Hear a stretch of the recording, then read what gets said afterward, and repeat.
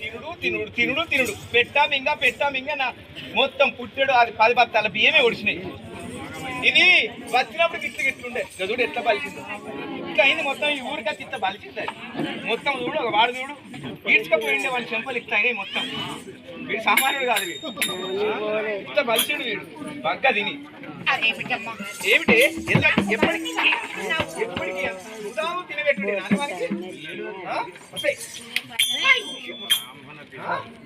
ఏంటా ఉదాహరణ తినడే నారా నువ్వు అయినా ఓ బాలకులారా మేము బ్రాహ్మణ పిల్లగాళ్ళమంతా అడవికి వెళ్తున్నాము. కట్టెలు ఆకులు వస్తున్నాము.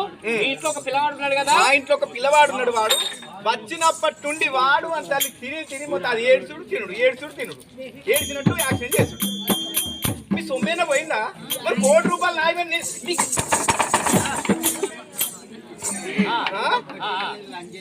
అయినా వాడిని తీసుకుపోయి ఆకులు తెంపి 2 మూటలు ఎత్తుమని. సరే ఒక మూట కాదు 2 మూటలు ఎత్తుమని.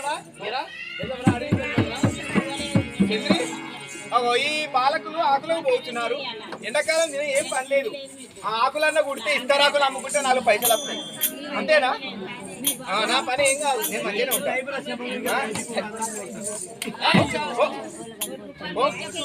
ఓరా చెప్పినట్టు దమ్మిడికే పో. బాలకులారా మీరు తీసుకొని పోయి 2 మూటలు. నా కుమారుడు ఎప్పుడు కూడా ఇటువంటి పనికి వెళ్ళిన వాడు కాదు. చిన్న పిల్లవాడిని తీసుకొని వెళ్తున్నారు కావున